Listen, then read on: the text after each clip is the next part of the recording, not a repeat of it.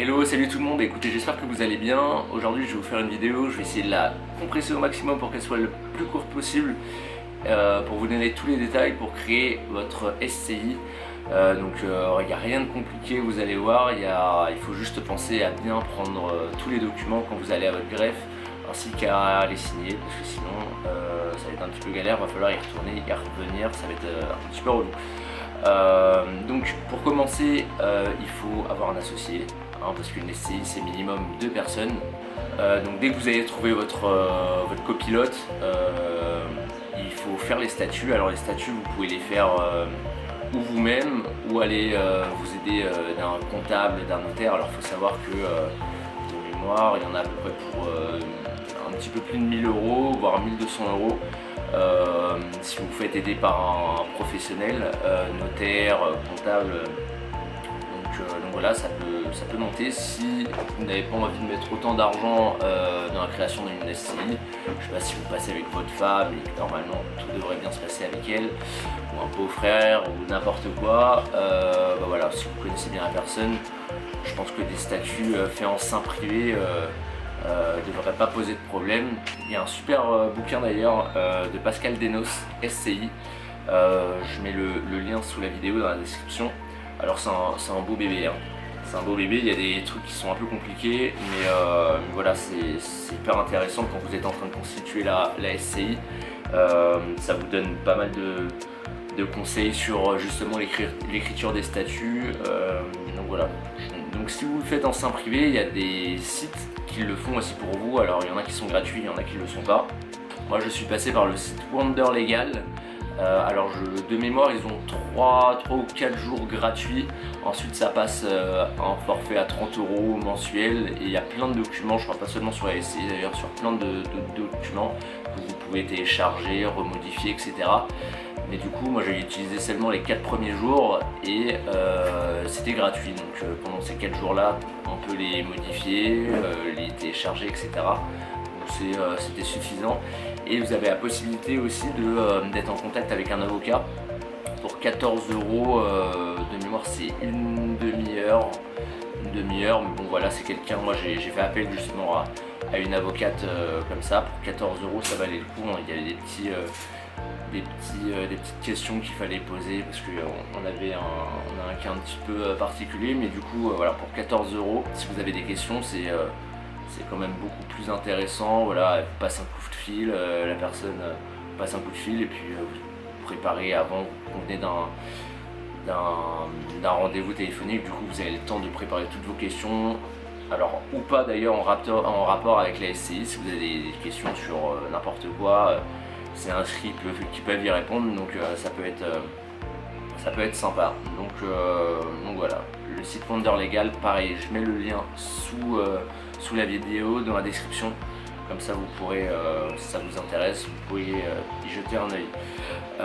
Ensuite, donc dans ces statuts, oui, je ne vais pas rentrer dans les détails, mais faut mettre faut se mettre d'accord sur le siège social de l'entreprise, enfin de la SCI, sur le montant du capital, sur le nom aussi de la SCI. Donc voilà, il y a pas mal d'éléments, mais il n'y a vraiment rien de compliqué.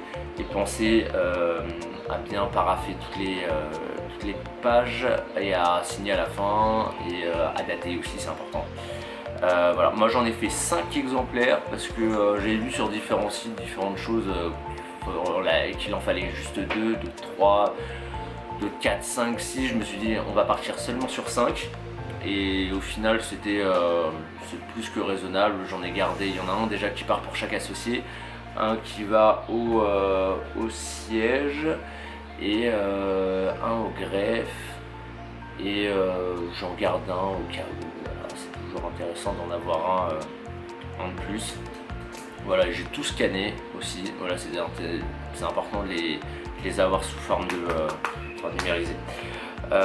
Ensuite, il faut les justificatifs justement du siège social. Alors si vous êtes locataire et que vous voulez mettre votre siège social dans votre résidence principale où vous êtes locataire, alors il faudra l'autorisation du propriétaire bailleur.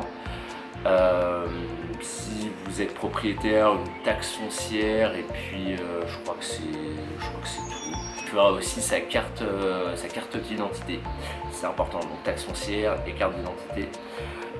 Ensuite, il faut la photocopie de tous les associés. Voilà, ça c'est pas très compliqué. Pour le gérant, il faut une déclaration de non-condamnation. Donc voilà, c'est assez simple aussi. Je vous mets le lien dans la description. Ensuite, il faut une attestation de parution de l'annonce légale. Pareil, alors ça par contre il faut un petit budget entre guillemets. Moi je suis passé par Team Media, la ligne elle coûte 5 euros. J'ai fait 20 lignes, j'en ai pour 126 euros, donc voilà, je sais pas trop si c'est cher ou pas cher. J'avais regardé un petit peu, il y en avait qui allaient à 170, moi j'ai trouvé 126, j'y suis allé. Donc voilà, cette annonce de parution légale, il faudra la télécharger quand vous allez, vous pouvez passer ou aller voir, je sais pas, le Parisien ou n'importe quoi. Moi je crois que l'annonce, j'ai choisi qu'elle apparaisse dans le Parisien. Et donc vous payez en ligne et vous recevez directement par email l'annonce légale que vous imprimez et que vous allez joindre au dossier quand vous allez au greffe. Donc Team Media, si ça vous intéresse, je vous mets le lien pareil dans la description. Ensuite il y a le formulaire M0. Hop. Juste là, qui se présente comme ça. Donc pareil, je vous mets le lien dans la description.